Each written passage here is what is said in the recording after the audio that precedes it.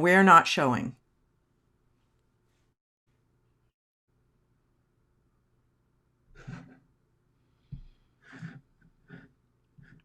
But the counter should be counting. Why are you not counting? Oh, it's because it's got the wrong time and date. Ugh. Come on, Elise.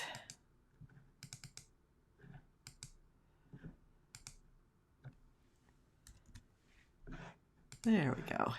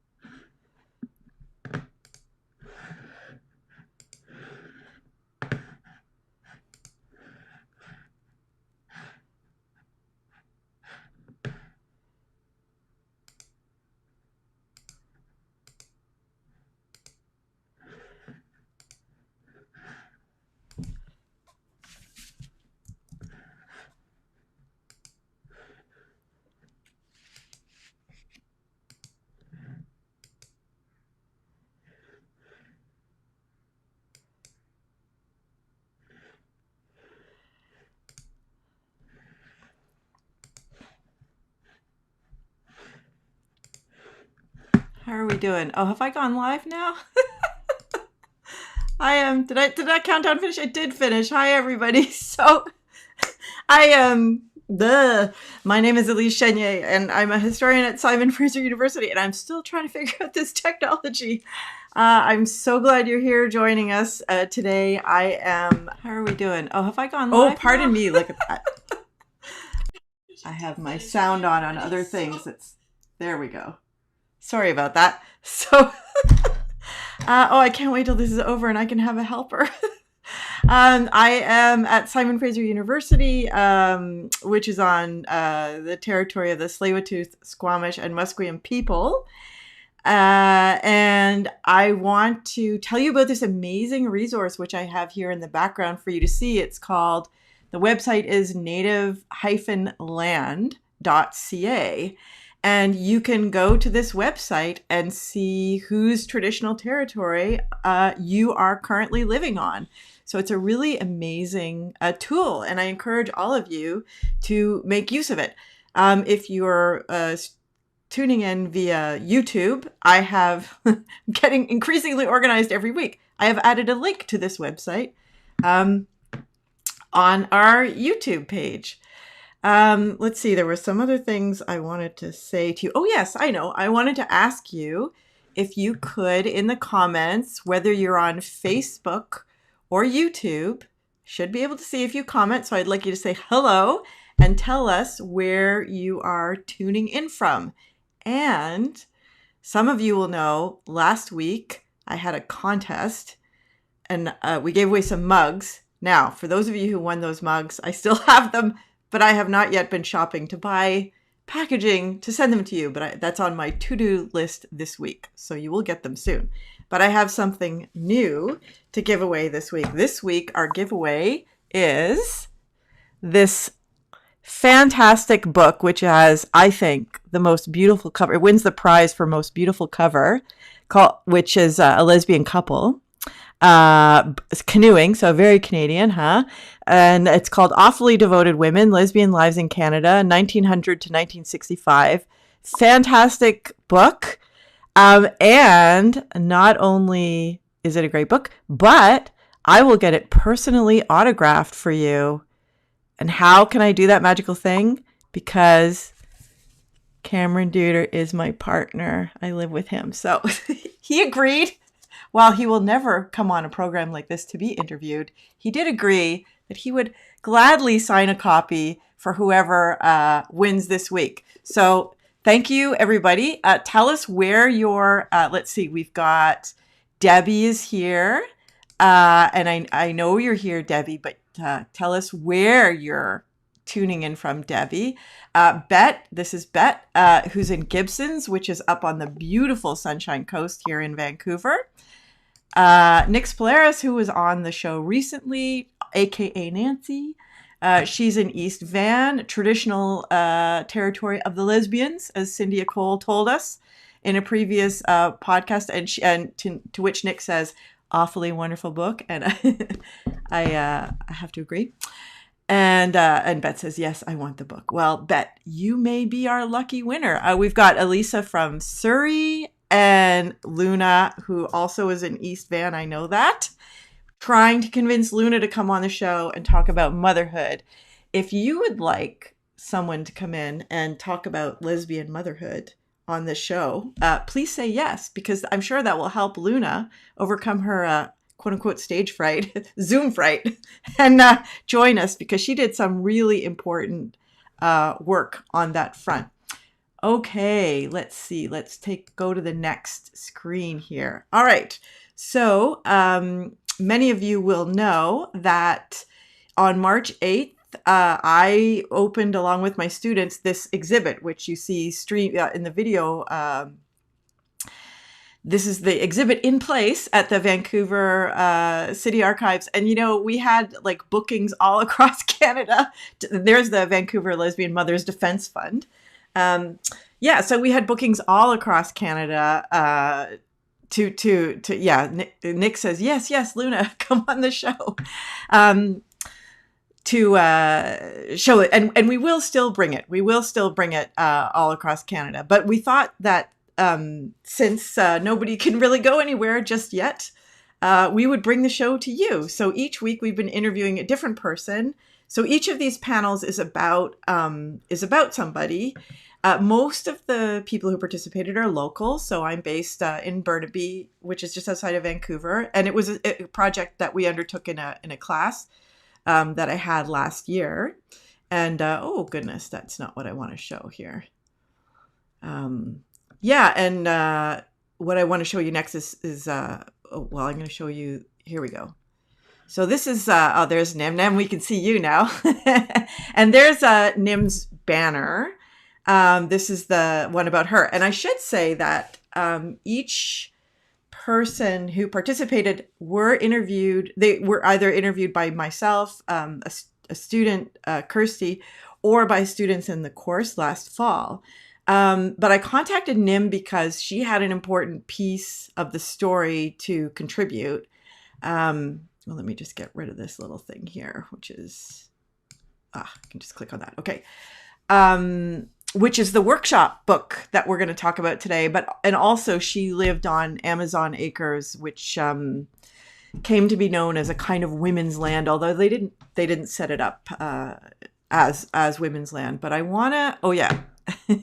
So Nora Randall says, I'll just add this quote here. Nora Randall says, Luna, you should do it. It's fun. I remembered a bunch of things I forgot. So yeah, good. All right. So before I bring you on, oh, is your sound on, Nim? Because I can't hear you. So just have a look. I don't think I've muted you, but I will double check that on my end. No. So let's see. It's probably a problem on my end. Oh, perfect. Your voice just came through now. Good, good, good. You were just sitting there so very quietly. Okay. Before I bring you in, Nim, I want to just show everybody. So what I had here is, so bear with me, everybody. Oh, it's disappeared. I just want to show you. So we're going to be talking a lot about this workbook. And I did assign homework to everybody yesterday. So some of you may have already had the chance to see it, which is fantastic. But for those of you who have not yet had a chance, I am going to, okay, just a second here. Google Chrome, that's what we want. Okay, and I'm just going to take this down. Okay, so this is the page where what we've done is we've put the entire exhibit online so you can have a look yourself. And unlike other websites, what you do on this one is you go down to the scroll bar here and you scroll in this direction to see it.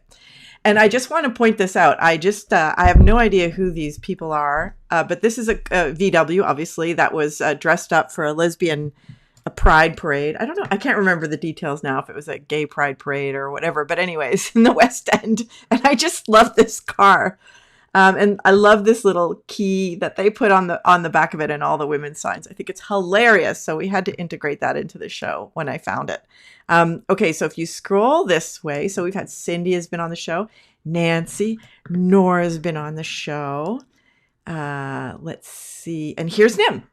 And now we're talking to Nim. So Nim, Yvonne, and Yvette all agreed to give me permission to post the entire workbook online. So if you just click on that, it will download for you. And you just scroll down and you can read the entire thing. And let me tell you, it's amazing. I mean, okay, first of all, not only is it a fantastic workshop, so if you ever think you want to organize a workshop, how to do it well, this is like a beautiful, perfect template for that. But it's also such an incredible historical document of that time. And if you can just tolerate me talking for a moment longer. Okay, I'm going to change the screen here. So there's me. Hi, everybody. Okay. So what I had hoped, and I know those of you who've been here before, you've heard this 100 times, and I apologize, but I just need to, it's all about story, right? So I just need to tell you that what I was interested in with this exhibit was last year, 2019 in Canada, was the 50th anniversary of the partial decriminalization of same-sex sex. And there was tons of media attention and quite a bit of government money thrown at commemorating this. And I'm a bitter old lesbian feminist, and I thought, yeah, this is such a predominantly white male story. It doesn't have to be, but it tends to get told that way, and indeed, that is the way it was predominantly told. So I thought that this really raised the question of why were more lesbians to be found in the women's movement than in the gay rights movement. And so I created this course for my students last fall to look at just exactly that question.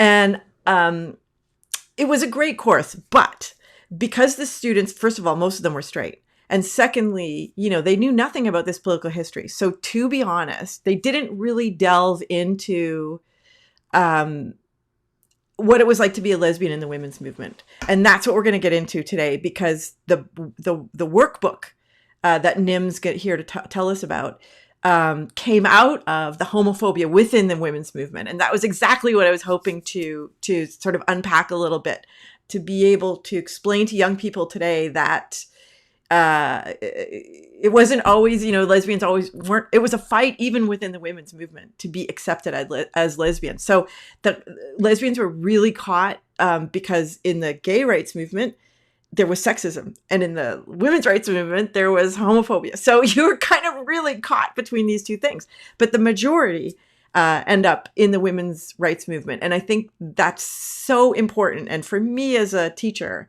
that's really what I want to teach young people. I want them to understand why that is. And I think the reason why I really want people to read this workbook, especially young people, is that I think the way lesbianism is framed and the issues are framed would be so, I feel, but maybe I'm wrong. I don't know. I'm 52, but it would be strange to them. Like, we just don't talk about it the way it was talked about when I came out in 1990.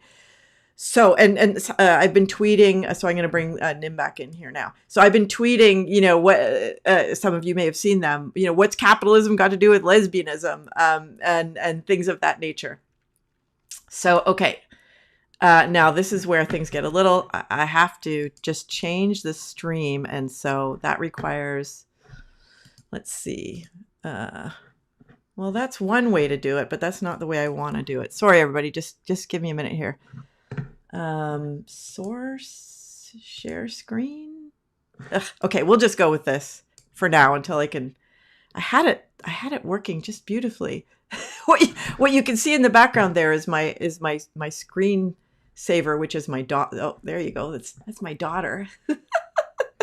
And I don't really want that there. So let's see if I go. Oh, there you go. I just scroll like that. So I move that out of the way. Oh, damn it. It's tricky because you have your. It's too much. It's too much. Okay. I think you're more or less. Oh, that's a little too close. There we go. There we go. How's that, Nim? Well, thank you so much, Nim, for joining us. Now, people who've just are just popping in now, in the comments section, please tell us where you're coming in from, where you're tuning in from. And if you have any comments or questions as we go along, please ask them. We want to hear from you. And Nim, where are you? Where are we reaching you?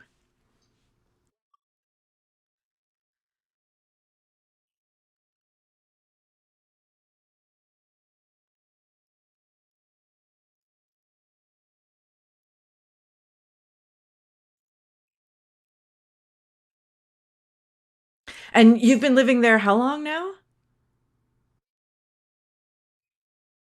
Yeah, and you moved there from East. Well, was that neighborhood still East Van or outside of East Van? Kingsway?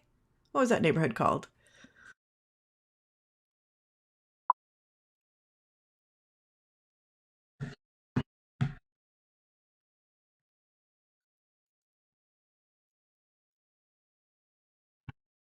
Okay, just hang up there for a second because Nancy is telling me that they can't hear you, and this is because there's just too many. So I can hear you, but why is it not recording output? So let me just go with me. Built-in output. Let's see. Okay, yeah. Oh, now I'm hearing myself really loud. Sorry. This is okay. I've got my mic on. No, it's not you, Nim. It's not you. It's because I'm using Zoom now.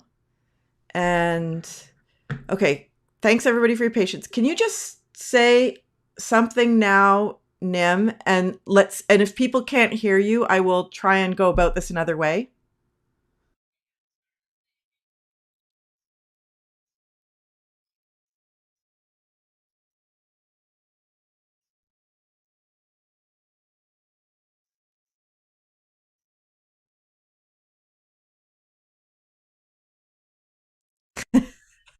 Let's see. I don't know. Sorry, because there is a 10-second delay. So did anybody hear Nim there?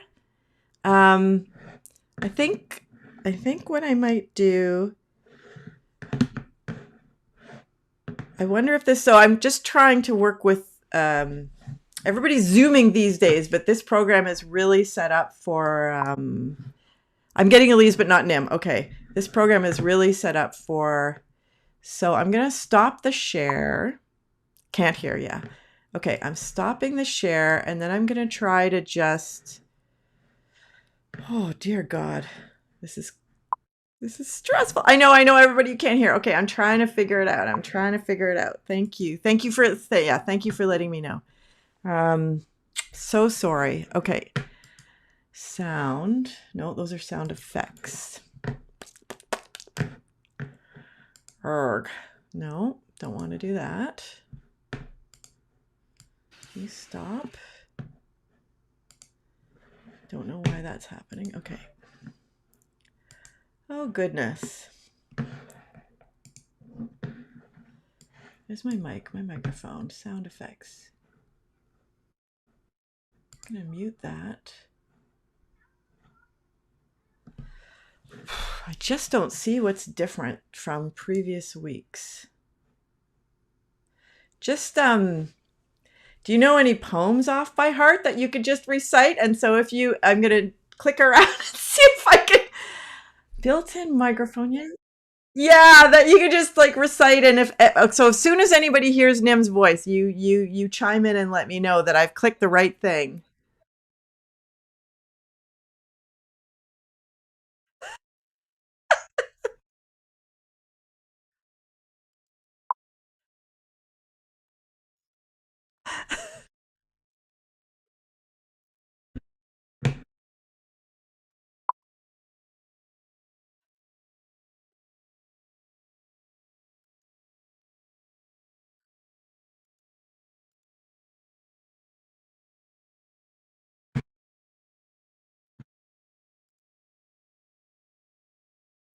Can anybody hear yet? No, still not hearing.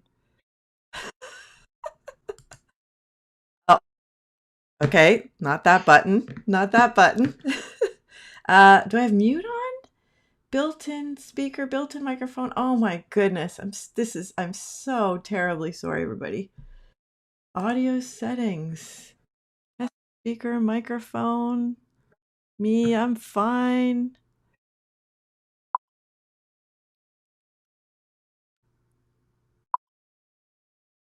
Yeah, no, Nim is not muted because I can hear her. So the problem is, I'm bringing her in through my program to send her out, and for some reason her audio is not.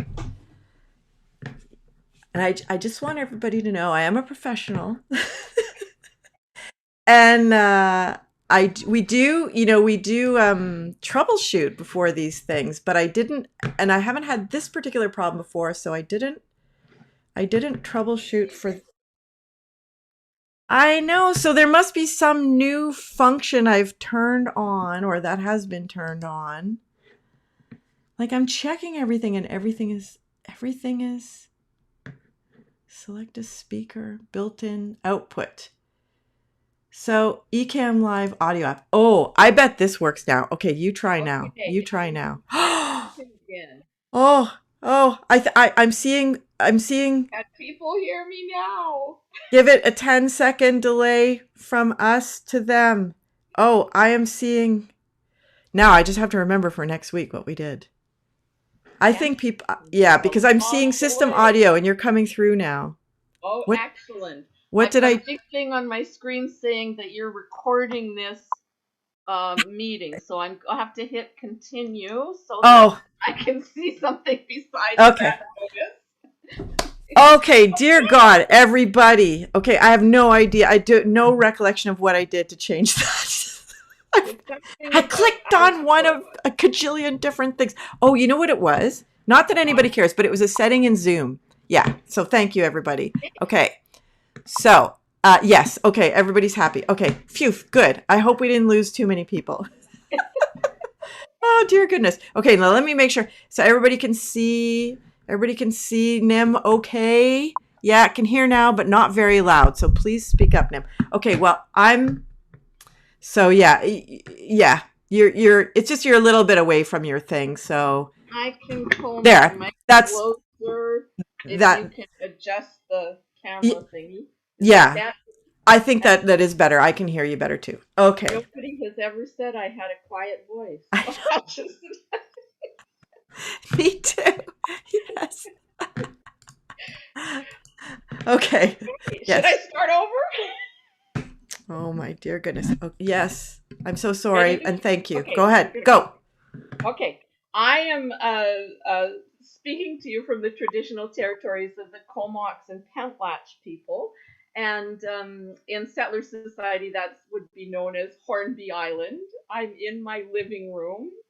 And the other thing I need to tell you is that I am in the middle of a 24-hour birdathon. It's a fundraiser for our local conservancy. And so if all of a sudden I whip my head to the side and I'm transfixed on the window, it's because I've seen some new bird flying by, but I'll try not to do that. I'll try to stay focused on the task at hand. Okay. Uh Please do. I'll No, do my best here. I think it'll be just fine. Okay, so I just want to remind everybody that if you tell us where you're, and this is the last time I'll do it, I promise. If you tell us where you're tuning in from, we have a prize that you may win. But you have to tell us where you're tuning in from. Okay, so can you start, Nim, by telling us? I always like to start by asking people when and where they were born. If you like, tell us a little bit about the circumstances that you were born, the context in which you were raised, and can you tell us when you know your coming out story, however you like to tell it? Sure. I was born at Vancouver General Hospital in February 1952. My mother swears they gave her heroin for the birth, and it was the most wonderful experience of her life. There you go. Um, my family moved around a great deal as a child, so I lived in all sorts of places all over BC. My mom and dad were both communists, and they experienced a lot of a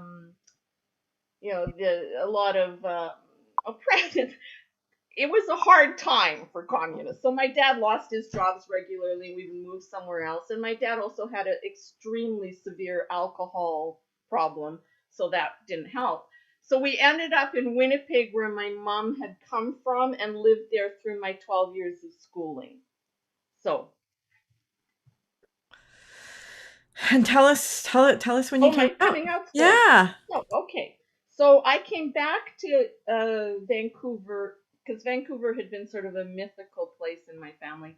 I came out here to go to UBC, which I went to for a very short time, and then I got mononucleosis, and then I had anyhow. I didn't last at UBC for very long, but I was in Vancouver, and I went to the first women's studies course that was offered at UBC in 71, I think. And it was not a credit course, but it was very powerful for me. And I ended up after that working at the on a LIP grant on the first women's. It was a women's health project at a place called Women's Place in the summer of '72, and it was the forerunner for the Women's Health Collective. So I was at Women's Place working on this grant, doing women's health survey things. And on the top floor of the old house on Broadway was the Lesbian Resource Center. So there were lesbians in the Lesbian Resource Center, and they were the first lesbians they weren't the first lesbians I had met by any means, but they were first lesbians I had met that said they were lesbians. And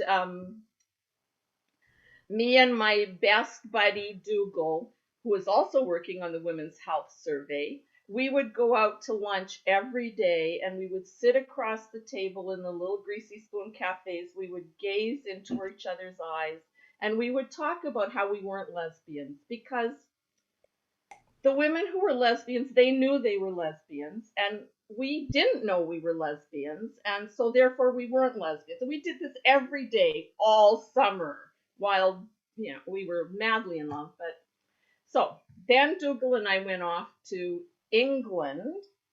No, somewhere in there. We went on a camping trip to China Beach, where I met a woman who had recently moved to Vancouver from New York, where not only had she been part of the a women's building occupation, an occupation of a building to become a women's building, she sat on a log on China Beach, and she talked about the theoretical framework that was coming out of the Gay Liberation Front in New York. I had never heard a theoretical framework about anything to do with gay people, lesbian. Like, this was completely new, and it was totally exciting. And Dougal and I then went off to England in the fall, and we ended up moving into we were invited in Vancouver to move into a collective house called Rise. But we decided we had to flee the country because the other women who were setting up Rise, they were lesbians, and we weren't lesbians. So we fled the country to England, and we ended up in a collective women's household. And it was like several days after we moved into this house, we realized that all the other women in the house were lesbians. So one thing led to another, and I became involved with my first woman lover, whose name was Chris, who was a woman from London who lived in the house. And then a couple of months later,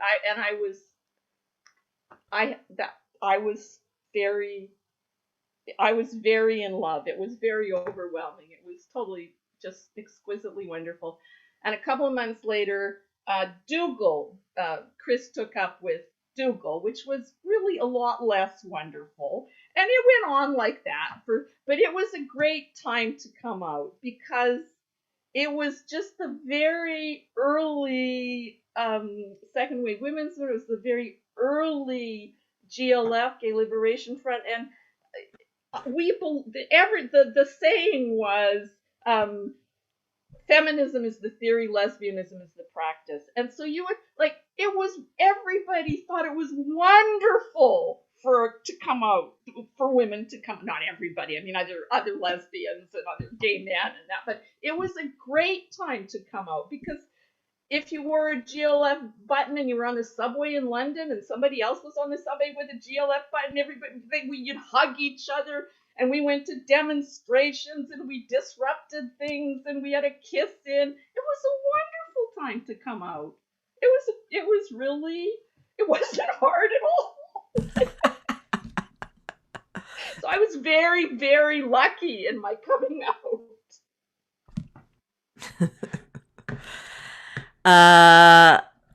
That's okay.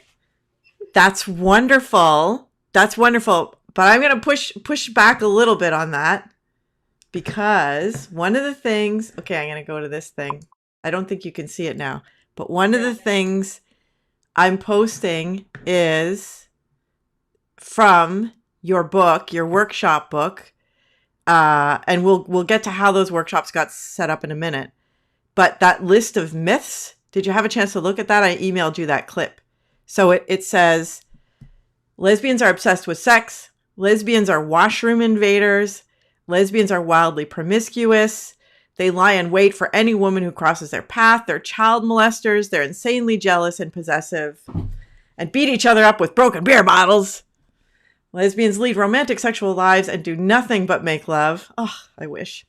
And lesbians want the pleasures of sexual activity without paying the price. And then in brackets, right. Or right. I think that's like eye rolling right. So, okay, before you respond to that, if any of you out there, I know a lot of you will be familiar with these, but if any of you have don't get it because it's not part of your experience of being a lesbian, put a question in. Which one of these surprises you? Okay? If any of these surprise you, which one surprises you? I really want to know. I'm always trying to bridge the generational divide and understand for me where my students are at, but that's part of what we're trying to do here is create a conversations across the generations.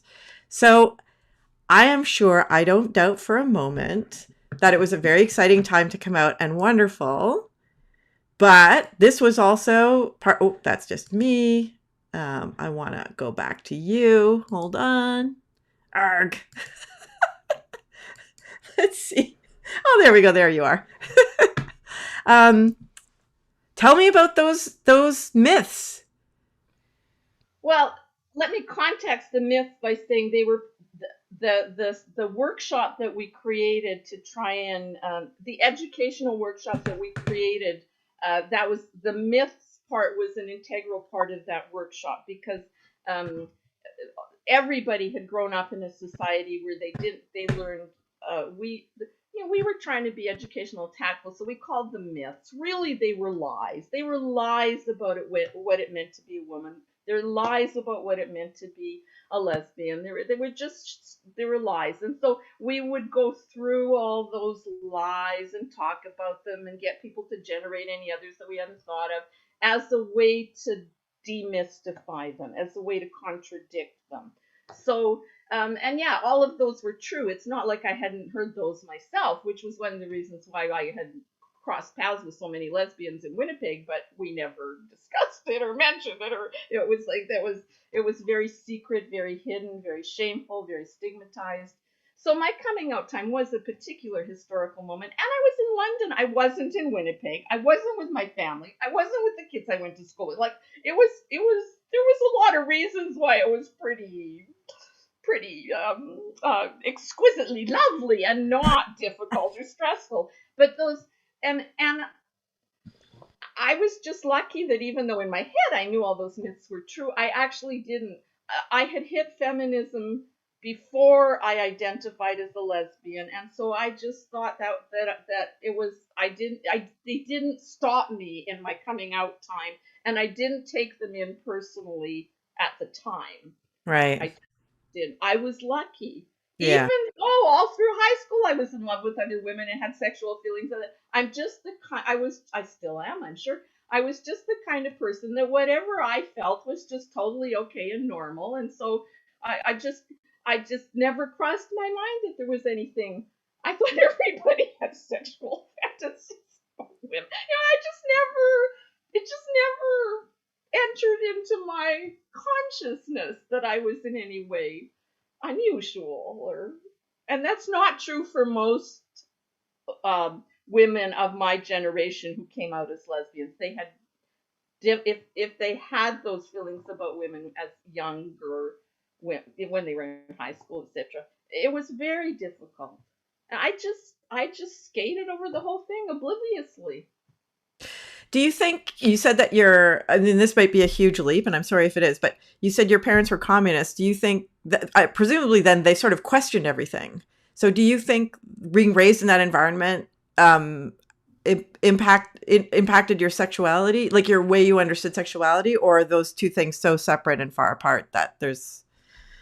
Well, I certainly knew stories from my mother. My father's alcoholism was so far advanced that he was really not speaking much in my growing up years. But my mother knew gay men. I mean, she told stories about gay men that she knew, and it was and her stories were about what a hard life it was. How difficult it was, and it wasn't hateful. It was pitying rather than hateful. Um, And I know when I came out to my family, which I did as soon as I identified as a lesbian, I knew that they were not going to be able to disown me or be horrible, because I had a good political argument for how gay people and lesbians were oppressed, and they couldn't dare be, they had to, they had to, as political people, they couldn't be too weird about it. Whatever they might personally feel, they had a political obligation. So that was, that made it easier too. That's a great story. I like that story. So let's talk about how this amazing book, Stepping Out of Line, came to be. And I do have to say that I took note when I was reading the acknowledgments of how many of the women who have been part of this project were part of that book. So it's a tight community in a way, but I also like to see it as a community that's like long lasting, right? It has this really strong and powerful life, and all of you are still so, or so many of you at least, are still so connected and still so active and vibrant in your lives. So I think that says a lot. Yeah, and Janine Janine Colley is agreeing. Oh, sorry, I think she was agreeing about Cameron's book. Anyways, I think that's Donna Lee. That's Telling 50. I facilitated the workshop for women in southern parts of BC, thanks to NIM. That's the name is Telling 50, but I think yeah, that's Donna Lee there. Yeah, So yeah. yeah. So tell us how this workbook came to be. Well, I haven't paid much attention to it for 40 years or so, but since you were going to interview me, I hauled out one of my old copies, and I looked through it because just to make sure I remembered what was in it. And I'm really echoing what really struck me was how many voices are present in it. Not just the acknowledgments, but the writings in the Organizing for Change section come from a really wide range of women that the three of us were somehow connected to. And so it really, I think of it as a book that I worked on, and Yvonne and Yvette and I did together. But really, when I look back on it, it very much was an expression of the lesbian feminist community in Vancouver and British Columbia at that time, way more than any kind of individual um, effort or individual voice. And it didn't come out of an individual, and it didn't spread. How it happened was that a new feminist organization, a coalition of feminist groups called the British Columbia Federation of Women, was formed, and after after the first BCFW convention, where some lesbians noted that there was no overt acknowledgement of lesbian rights or lesbians or anything, a group called Lesbian Caucus formed and began. Well, we were all the women who formed caucus were coming out of a broader political spectrum, where a caucus was a group within an organization that that worked to push the organization in some kind of direction. So the caucus was set up to try and encourage the overall British Columbia Federation of Women to take public stance supporting lesbian rights. So this was the mid 70s, 74, 75, 76, that range. And I got involved, and Yvette got involved, and Yvonne got involved quite early on in that. And we were part of the British Columbia Federation of Women Standing Committee. I can't, I'm almost 70. My memory is not so good. I think Yvette was the lower mainland regional rep, and I was the Fraser Valley regional rep. I don't know what Yvonne was, but anyhow, we ended up, a bunch of us got to go to standing committee meetings, and at those standing committee meetings very early, the first thing that happened was that we wrote articles for the BCFW newspaper, and not me personally, but we and also other lesbians who were part of BCFW and were actually editing the newspaper Nancy, Nancy and Cynthia. So there were articles in the newspaper about lesbians and lesbian rights, and we went to a standing committee meeting, and women who were delegates, who were regional reps from other parts of the province, and were heterosexual women and lived in small and often conservative communities across BC, were very, very, very distraught by these newspapers, because they were supposed to, as BCFW region reps, they're supposed to distribute them amongst their communities, and they were very they so we experienced some very intense verbal homophobia. Um, my memory is a woman telling us that we were green slime and we should go back in the gutter from whence we the gutter that we came from, and that kind of comment. And none of us had ever really expected that. It was so we were it was so the women and women were saying, I just took those newspapers and I threw them in the garbage because they were garbage. So there was homophobia within the overall coalition of feminist groups in British Columbia, and we were very hurt, and we were very angered, because we really did see ourselves as feminists, and we really did see ourselves as connected to and part of the overall movement for the liberation of all women. So we organized as quite intensely to try and push for and pass policy supporting lesbian rights within BCFW, and we by this time caucus was getting smaller and smaller, because this fight wasn't pleasant. It just really was. It was hard. It was a hard fight.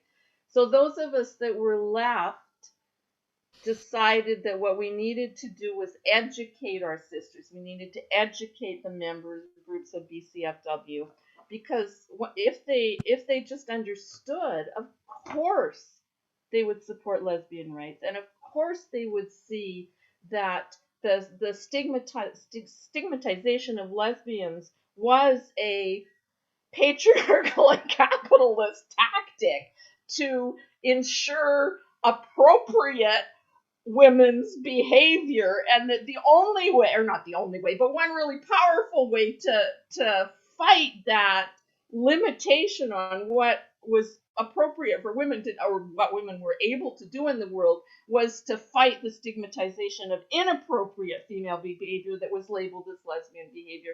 And so it made total sense to us. We thought that other women would, they would understand that, absolutely. So we started doing educational workshops, and we did get the policy passed at the BCFW convention, and we started doing workshops. First workshops were for BCFW member groups, and then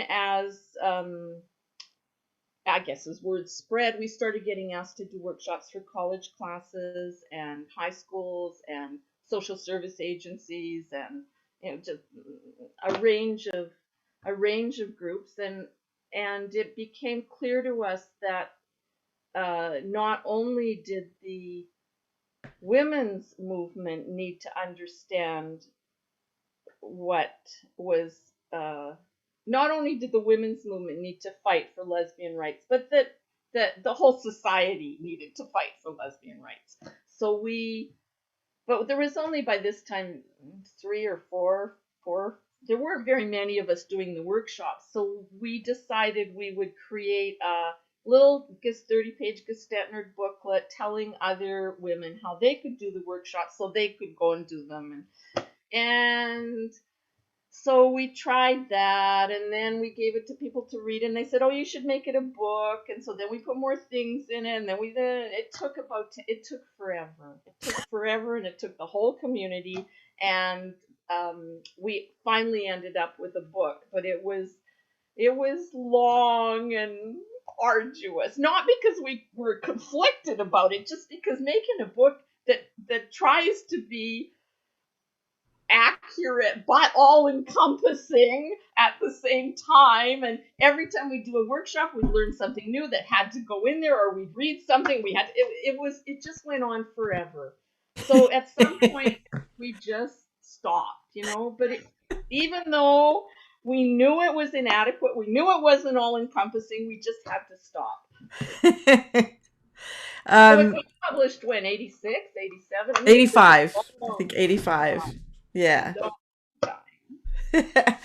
um, so I want to, speaking of, systemic oppression, I want to pull out this quote on capitalism, and just talk a little bit about that. So I know you can't see it, so I'll read it to you, Nim. So it says, so this is from the book. Everybody has equal opportunity to become rich, famous, and powerful. Being rich, famous, and powerful is what everybody wants. Those are the most important things in life. Success or failure in life depends on individual hard work, talent, and luck. Women don't want to be rich, famous, or powerful. Women want to be loved, to be wives, and to have children. Sorry, I don't have the page number. On some of them I wrote down the page number, but I didn't. So this is kind of the logic of individualism and capitalism, right? So lesbians are not women because they don't want to be wives and mothers. Lesbians are, quote, weird, sick, unnatural, and scary. Lesbianism is a sexual pastime. Lesbians want to be men tough, unemotional, violent, sexually aggressive. Lesbianism has individual causes, unhappy childhood, etc. And finally, lesbians should not flaunt themselves.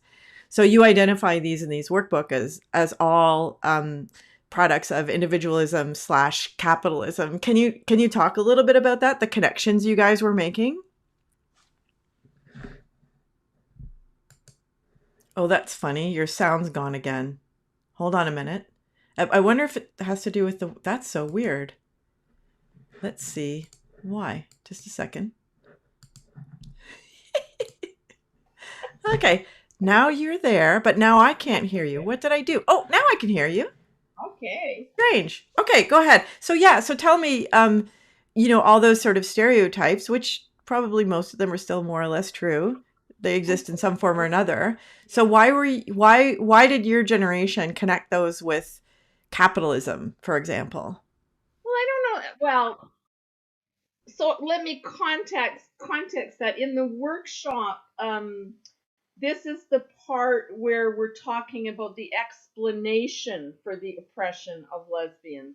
And we intro it by saying, we talk about how women are taught that theory is not for us, that we're, emotional nurturers, we're not interested in theory, but that the workshop facilitators, are saying that everybody has some kind of what I would now call worldview, but back then we didn't have the word worldview. All of us have some kind of theoretical explanation that explains the world to us, that explains how the world is the way it is. And then we go through a whole bunch of them. And we start with individual capitalism because we thought it was probably the dominant one, but we also do Christianity, biology, psychiatry, socialism, gay rights. I mean, we go through a whole bunch of sort of theoretical perspectives. And in a way, it's a follow-up on the myths section, but it's just moving from an individual mythology beliefs to a theoretical worldview perspective mythology beliefs. So we were just really listing what we thought were the ways that different theoretical perspectives explained the world and saw women and lesbians. So that list that you read was what we thought were mainstream ideas about women, the world, and lesbians. So that's and we you wouldn't we don't say it anywhere in here, but we were, as feminists, we were way more in the socialist feminist camp than we were in any other feminist camp. And we were theorists. The people that ended up in caucus were a small bunch of women that actually liked theory. And so the most work we did in our meetings was try to figure out theoretical linkages and theoretical perspectives and what we did not agree with in other feminist theoretical perspectives and other lesbian theoretical perspectives. So we really were theorists, and so I don't know that anybody in the workshops really enjoyed this part of the workshop, but the theory part was our passion. Actually, we Mm, loved the theory part, and mm, we did believe. Now, this is a gross simplification, but we did believe that the reason why lesbians and gay men were the primary reason why lesbians and gay men were oppressed was because we challenged gender roles, mm, and that the challenge of gender roles, um, if successful, if gender roles were successfully challenged, it would destabilize patriarchy, and it would bring down capitalism. That gender roles and capitalism were inextricably linked, and that the challenge to destroy gender roles would destroy capitalism.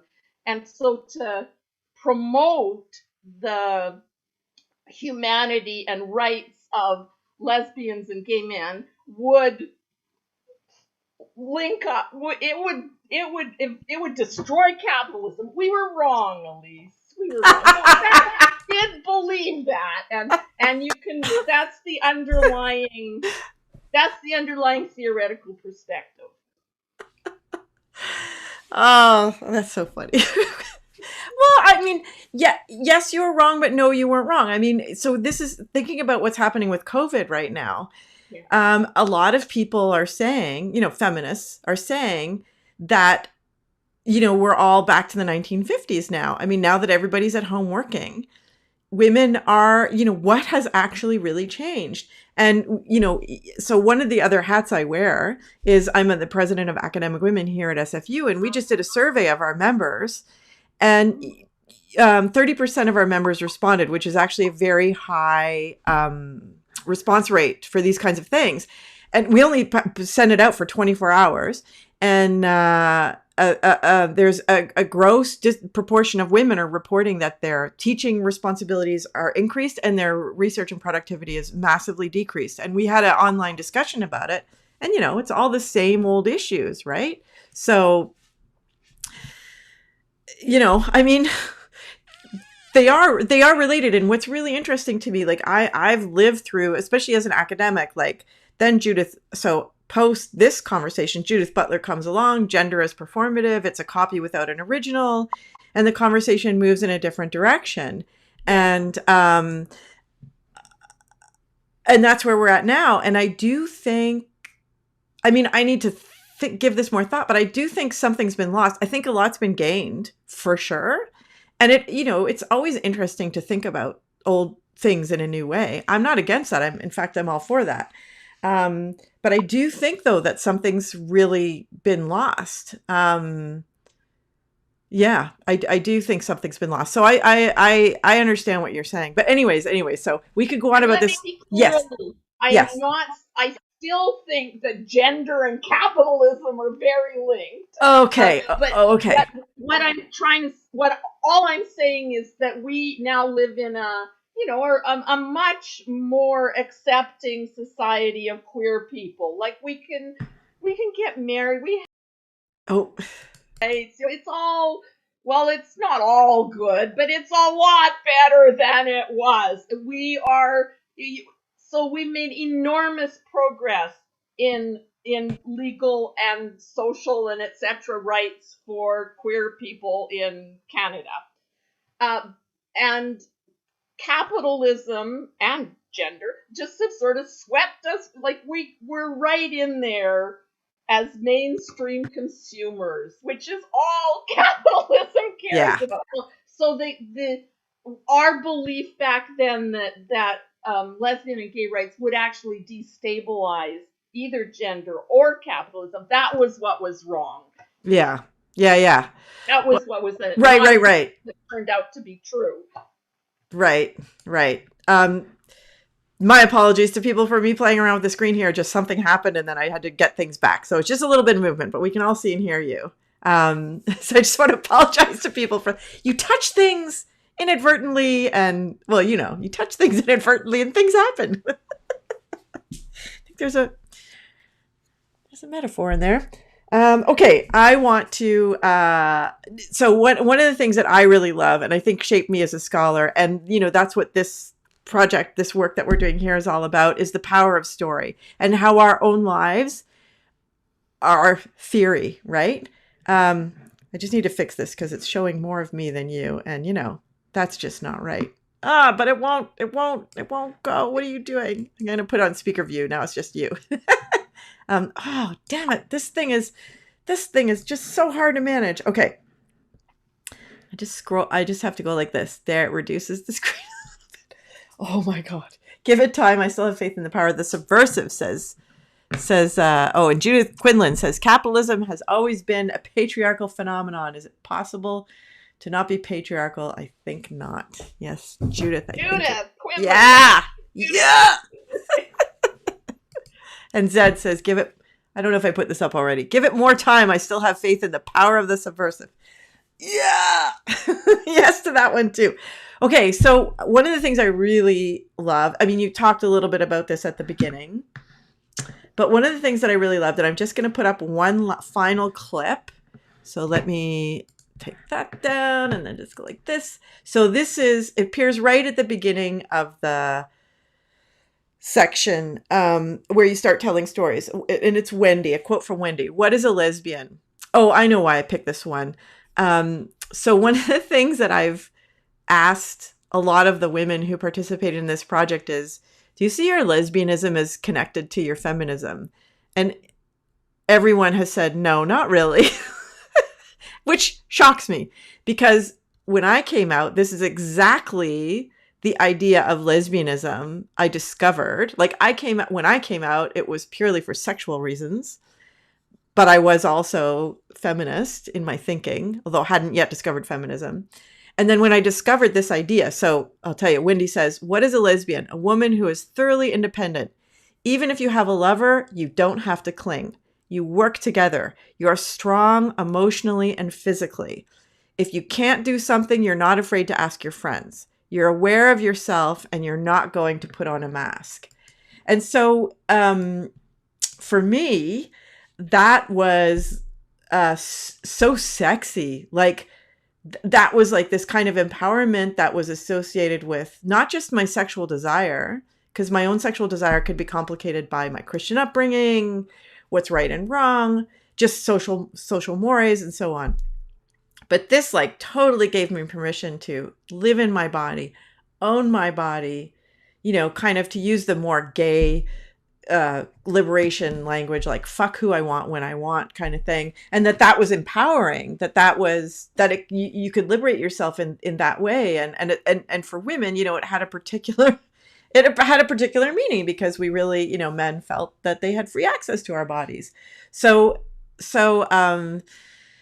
And Nick says my lesbianism and feminism were and are inseparable. But did I ask you? No, I didn't interview you. That's why, Nick. So I'm glad you say that. But it's a tough one because partly I think so. This is a little bit of, and I know I'm going on a little side ramble here, but I think this is a little bit of the problem of memory.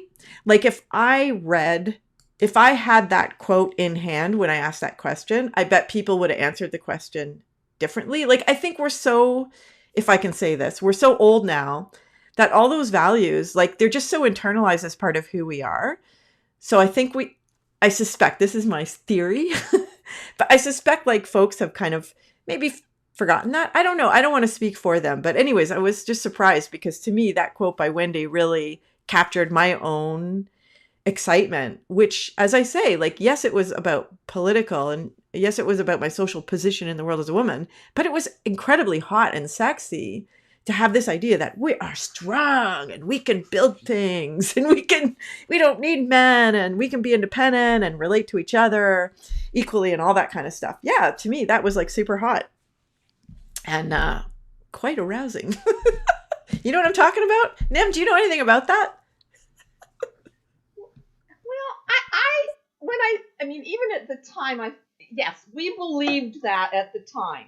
we did believe. We believed that we could build anything. We could have wonderful, hot sexual relationships. Some of us believed we could have it with many people at the same time. We believed we could, we believed we could have wonderful lives. We could change the world, and we did believe that. And what was also true is that I now would call them aspirational statements. Right? Okay. That there was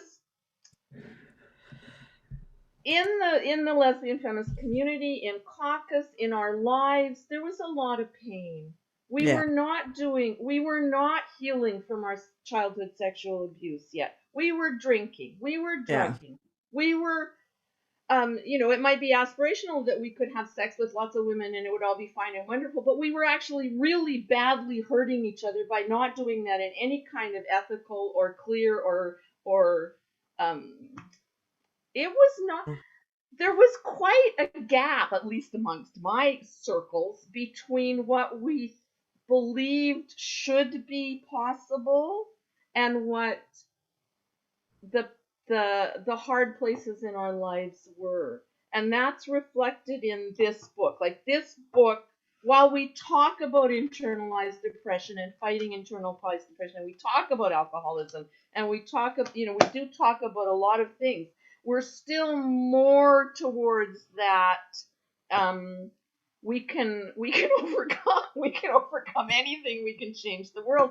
And so I look back and there's a certain amount of sadness Aw. because we did believe that so very, very strongly. And in lots and lots and lots of ways, it's absolutely, it's not like I want to say women can't be strong, lesbians aren't strong, but it's more complicated, maybe because I'm almost 70. And, there's a whole lot of things I cannot do with my body and my emotions and we were young. We were really young, and we were strong, and we were energetic, and we could work all day and party all night and have sex.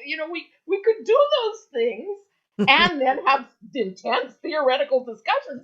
And that was the time of our lives and the time of the world, and Yeah. it was a pretty great time, but there was a lot of pain too. Nem, you're just full of contradictions. I like context on these. And you also smoked. One of the things that really, wow. Look at those pictures. but also, right at the beginning, when you talk about setting up the workshop, the very first thing is set up rules about when smoking breaks will happen and for how long. I'm like, yeah, Right. this really dates it. There's things that date it. It's good work, but it was a long time ago. No, it's wonderful. I love it. I mean, yeah, it's just great, right? I was in workshops like that. So one of the things I've been asking people, well, actually, before I do that, I'm just going to show one other thing here. So let's see if I can find. That's my phone. That's okay. Don't worry about it. So I'm sharing on my screen this quote. This is page 65. I did write the page number down for this. It's about what feminism envisions. And this is my segue to my last question to you. My last question to each guest has been, what did feminism, being a lesbian and being a feminist, teach you? What skill or quality or characteristic did you gain in that period that's helping you survive this really challenging moment in our history? And I want to ask you, Nim, to answer that very personally. But I wanted to first show this quote because I think it's a reminder of what I think feminism has to offer us. And when we look at this, I think there's still a lot to be learned from the ideology, the ideals that it laid out. It says, feminism envisions a society in which respect for the uniqueness of each individual and concern for each person's well-being is foremost. And I mean, I can't think of anything that is more appropriate for this moment. In an ideal feminist society, all productive work would have equal value, and service and maintenance tasks would be shared.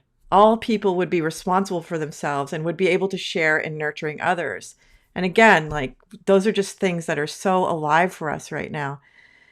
And then it talks about styles of leadership, which is so interesting. And I guess one of the things I wanted to mention too is that you guys lived by, you and your team. I don't know what the word. You and your collective. You live by these values. So you make it very clear in your workbook that none of you earned any kind of profit. That you charged enough to cover your expenses. People billeted you. There was probably a lot of community effort to bring you in and do these workshops. And I think if I understood correctly, anything you earned over and above your costs, you would donate to local community organizations. So I think that really speaks. It's interesting because everything now seems to be about monetization, and and it's very interesting to be doing this live stream and sort of trying to research about how to like do social media and stuff, because it's all about like selling products and monetizing and stuff. And it's just kind of interesting the context and how normative I think that's come. But I would really like to see that kind of not-for-profit work become normative again. So anyways, just shifting gears from that, what for you, what would you say personally is helping you through this time?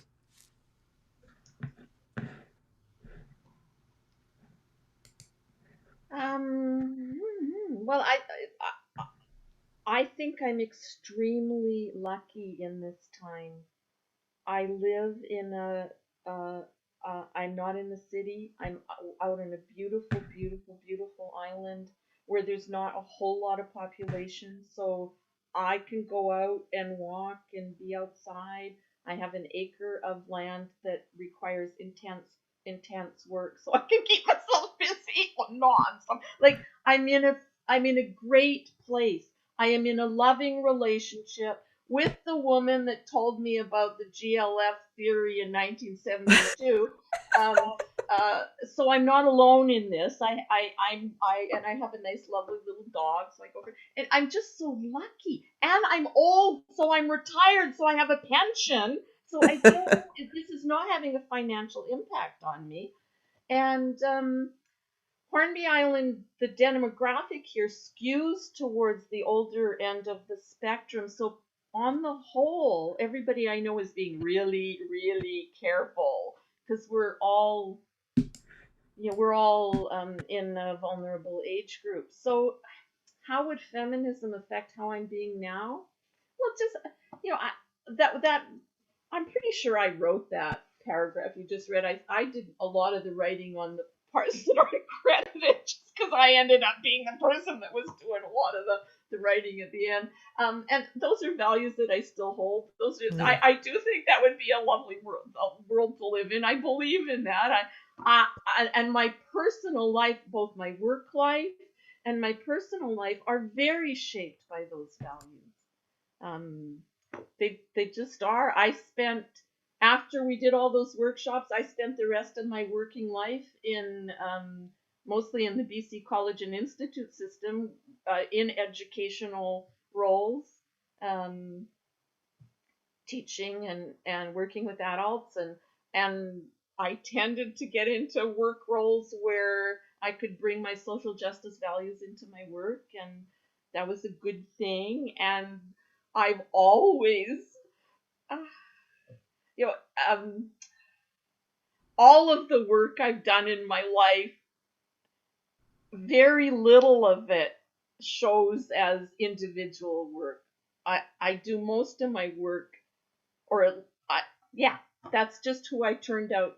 How feminism and those values shaped me was to be with, work with other people and not take individual credit and etc. Like take collective credit for projects that would be done. The other thing that really the workbook and that work and that what really helped me is, after when I started working, I was really busy, and I didn't pay much attention to feminism or anything else for quite a long time. And then I ended up going back going to graduate school late. Like I was in my 50s when I went to graduate school. And what got me through graduate school, that got me through my master's and my doctorate, was feminist theory. And it was feminist theory, feminist research methodology that came directly out of the theoretical perspective. Now, of course, I read what was been written, but that was a huge, huge gift to me that I didn't go into graduate school without a theoretical perspective. I had a theoretical. I knew what theory was. I could read theory. I had a framework for assessing what I could read and what I did read and what was new, and that was an enormous gift. I don't know how I would have gotten through that without that theoretical standing place. So yeah, hugely influential in my life. Not so much in the pandemic. It's pretty much gardening and dog walking.